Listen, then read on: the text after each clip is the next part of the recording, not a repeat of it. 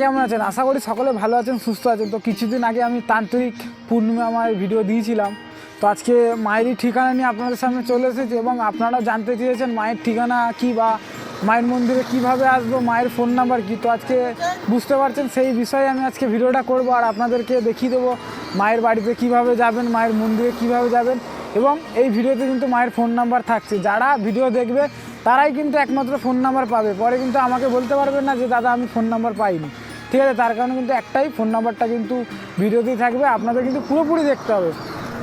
আর একটা বলি, আমার চ্যানেলে যারা নতুন আছেন অবশ্যই কিন্তু আমার চ্যানেলটিকে সাবস্ক্রাইব করে রাখবেন, কারণ আমি নিত্য প্রতিদিনই বিভিন্ন মন্দির এক্সপ্লোর করে থাকি, আপডেট দিয়ে থাকি। তো সেসব দেখেও আপনারা সেসব জায়গাতে যেতে পারেন, তার কারণেই বলছি সাবস্ক্রাইবটা করে রাখবেন। এবং এই ভিডিওটি কেমন লেগেছে আপনাদের কমেন্ট করে জানাবেন, ভিডিওটি লাইকও করে যাবেন এবং শেয়ার করে দেবেন, যাতে আপনার দ্বারা আরেকজন সুবিধা পেতে পারে।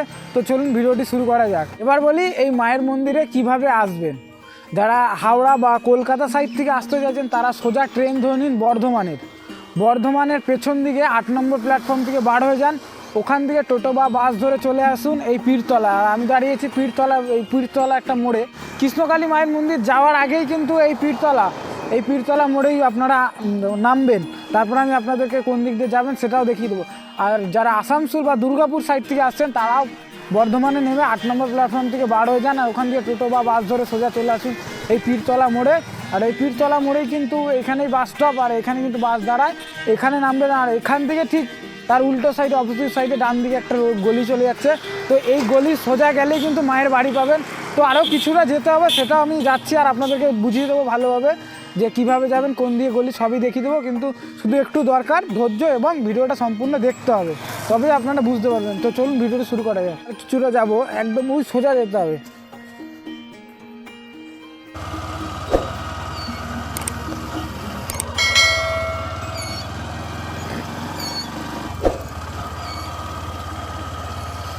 কিছুটা আমরা আসার পরে কিন্তু একটা পুল পড়বে বাঁকার, আর এইটা হচ্ছে পুলটা দেখে নেবেন একবার। এইটা হচ্ছে পুল, এই পুলটা পার হয়ে কিন্তু আমাদেরকে যেতে হবে। পুলটা পার হয়ে আর একটু কিছু আমরা যাব, তারপরেই সোজা পড়বে মায়ের মন্দির। তো আরও সোজা যেতে হবে, 3 থেকে 4 মিনিটের মতো সময় লাগবে মায়ের মন্দিরে আসতে। আর এইদিকে দুটো অপশান, একটা ডান দিকে রাস্তা যাচ্ছে, একটা বাঁ দিকে। তো আমরা কিন্তু ডান দিয়ে যাবো না, আমরা বাঁ দিকে যাবো। এই ঘরটার পাশ থেকে আমরা ঘেসে যাচ্ছে যে রাস্তাটা ঢুকে যাবো। তো রাস্তাটা দিয়ে আরও কিছুটা যাবো, আমরা আরও সোজা যাবো। সোজা আরও বেশ কিছুটা যাওয়ার পরে কিন্তু মায়ের মন্দিরে আমরা পেয়ে যাব। যারা বুঝতে পারবেন না, টাওয়ারটা খেয়াল করবেন, টাওয়ারটা কিন্তু খুব একটা ভালো বোঝার জায়গা, যে ওটা দূর থেকেও কিন্তু দেখা যাচ্ছে। তো এইদিকেই ঢুকতে হবে, আর এইদিকে ঢুকে আর আমি চলে এসেছি এখন পূর্ণিমা মায়ের বাড়িতে। আর পূর্ণিমা মায়ের বাড়ির গলিটা ঠিক এইদিকে, তো আমরা যাবো এইদিকেই এখন। তো এই গলিতে ঢোকার পর এখন একটু কনফিউশন হচ্ছে কোন দিকে যাবো, অনেক কটা রাস্তা মনে হচ্ছে না। তো ডান দিকে একটা আছে, কিন্তু ডান দিকে আমরা যাবো না। এইদিকে রাস্তা আছে, এইদিকে যাবো না। এই দিকের অপশনটা যেটা আছে আমরা এইদিকে যাবো, এইদিকে কিন্তু পূর্ণিমা মায়ের বাড়ি অ্যাকচুয়ালি। আর সামনে দেখা যাচ্ছে ব্লু কালারের রং, ওটাই কিন্তু পূর্ণিমা মায়ের বাড়ি এবং পূর্ণিমা মায়ের মন্দির। বাড়ির দেয়াল, আর এদিক থেকে ঘেঁষে যেতে হবে এইদিকে মায়ের বাড়িটা। তো এদিক থেকে যেতে হবে।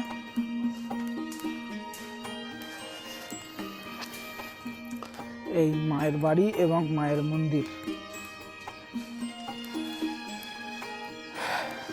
এটাই হচ্ছে কিন্তু মায়ের মন্দির। আর এখানে কিন্তু মা ভক্ত দেখে, এখন গেটটা বন্ধ আছে, তো মা কিছুক্ষণ পরেই ভক্ত দেখা শুরু করবে। এটাই কিন্তু মায়ের বাড়ি এবং মায়ের মন্দির, মেন মন্দির এটাই। আর এখানে কিন্তু মা সব কাজ করে, সব রকমের সমস্যার সমাধান করে এবং সব ভক্তদেরকে দেখে, কী বার দেখে এবং মা কী সমস্যার সমাধান করে আর কীভাবেই বা সমস্যার সমাধান করে। যা সমস্যার সমাধান করে সব কিছু আমরা দিয়ে দিয়েছি। তো এর আগের ভিডিওটা যারা দেখেননি অবশ্যই চ্যানেলে গিয়ে ভিডিওটা দেখে আসবেন এবং কী সমস্যার সমাধান করে, তাহলে আপনারা বুঝতে পারবেন।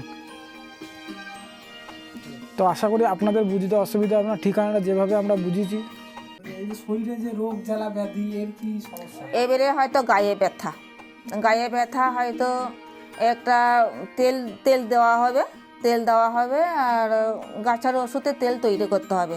তেলটা কিছু করতে হবে, সর্ষের তেল দিয়ে গাছের ওষুধ ফোটাতে হবে, ফুটিয়ে এবারে তুমি যতদিন মাখবে 1 মাস 2 মাস, তেলটা শেষ হয়ে গেলে আবার দিতে করতে হবে। হয়তো কিছু ওষুধ আছে গায়ের শরীরের মধ্যে, ওষুধ আছে, যত ঘষবে বালি বেরোবে, বালিবান যেটা বলে, এটা বালিবান করে। বান তোলা যায় এখানে? হ্যাঁ, বানতোলা বলতে আমি মানে ঘষবে যাকে দেওয়া হবে ওষুধ তেলটা। তার যদি বান থাকে তাহলে ধরা পড়বে। হ্যাঁ, এবার কাজ করে দেবো, কাজও করা না, এবারে শুধু ওষুধে মালিশ করে বান তোলা হয় না। এবারে আগে কার্টনটা করে দেবো, কার্টন করে কাজ করে এবারে তেলে মালিশ করো, তেলে মালিশ করে এবারে যতটা বেরোবে এবারে ওষুধ তোলার ব্যবস্থা করতে হবে। আবার গাছার ওষুধ যদি থাকে, গাছারা যদি ওষুধ থাকে ওটা ওষুধ তোলার ব্যবস্থা করতে হবে। আচ্ছা, এই যে বাচ্চারা এখন পড়াশোনা করতে যাচ্ছে না, হ্যাঁ, তার কি করা যাবে? তার একটা মাদুলি পরিয়ে দেবো। বাচ্চারা যদি পড়াশোনা না, ওদের মানে অনেকে বসছে মন বসছে না, মন খারাপ, চঞ্চল, ভালো লাগছে না। হ্যাঁ, পড়তে পড়তে ভালো লাগছে না, স্কুলে যেয়ে বই খুলে মনটা বসবে না পড়া।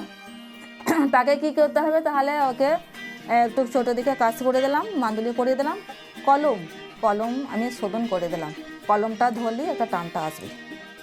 মাকে স্মরণ করো, তাকে আমি বলবো যে মাকে স্মরণ করো, কোন মাকে স্মরণ করতে, মাকে স্মরণ করো। কলমটা ধরলে একটু মনটা বসবে। একটা পুষ্প দেওয়া হবে, একটা কাজ করে দেবো যাতে ওর মনটা বসে, এই ভাব করে দিয়ে ওকে এবারে বসতে মন হয়।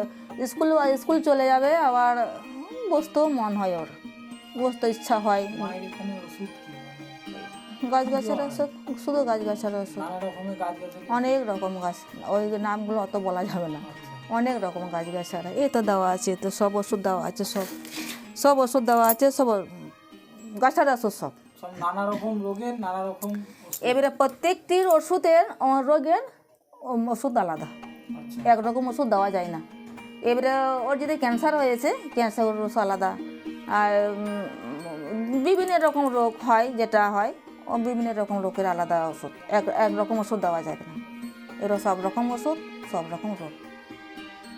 এখানকার ঠিকানা কিভাবে মানুষের এইটা ঠিকানা, এটা কানটিয়া, কানটিয়া কৃষ্ণকালী, ওইদিকে কৃষ্ণকালী মন্দির, এদিকে পীরতলা, এদিকে ঢালাই রাস্তা এসেছে, বলে দিলেই ও চলে আসবে। বর্ধমান স্টেশন থেকে বাস ধরে আসতে হবে। কাল্লা রোড, কালা রোডের বাস, তাই তো? কাল্লা রোড বাস। বাস করে যাবে। হ্যাঁ হ্যাঁ, কানটিয়া বাস স্ট্যান্ড, আমাদের পীরতলা, ওখানে পীর মন্দির আছে ছোটো পাড়া, ওইখানে নামলে ওই উত্তর দিকে চলে আসবে ঢালাই রাস্তা। এবার আমাদের কালীতলা মোড় পাওয়া যাচ্ছে, কালীতলা মোড় থেকে এদিকে বাঁদিকে চলে আসবে। আচ্ছা, কি বার বসে? আমি শনিবার মঙ্গলবার বসবো। এমার্জেন্সি পেশেন্ট যদি হয় তাহলে রবিবারে বসতে হচ্ছে। এমার্জেন্সি হলে আপনি যে কোনো দিন বসবেন? বসবে, উপায় নাই, তখন বসতে হবে। আর এমনি শনি মঙ্গলবার দিনে আমি বসছি দুটো দিন। কটা থেকে বসেন? কটা থেকে বসছি? 10টা। সকাল 10টা থেকে বসে? সকাল 10টা থেকে বসবো। এবারে ঠিক নাই, ও সন্ধ্যের দিকে মানে যতক্ষণ লোকজন থাকবে ততক্ষণ আমি বসছি। বলা যাচ্ছে না, আমি টাইম তো বলতে পারছি, কেন কাছে পিঠে লোকজন আছে তো। আমি যদি বলি আমার 5টার মধ্যে আমি পেশেন্ট দেখবো না, এবারে এর মধ্যে এবার কেউ যদি চলেও আসে তাদেরকে ফেরানো যাবে না, দেখতেই হবে, উপায় না। কেন মায়ের আসনে যখন বসেছি, সে তো একটা দুঃখের জন্য আসছে, তাহলে আমি তাকে ফেরানো যাবে না। তাহলে আমি 7টাও বাজছে, 6টাও বাজছে, আমি তো বসলাম। হ্যাঁ, মা লক্ষ্মী পড়াশোনার জন্য সরস্বতী আছে। সরস্বতীও আছে? হ্যাঁ, মা লক্ষ্মী আছে, তোমার ধনলক্ষ্মী আছে, এদিকে আমার নাগেশ্বরী নাগদেবী আছে।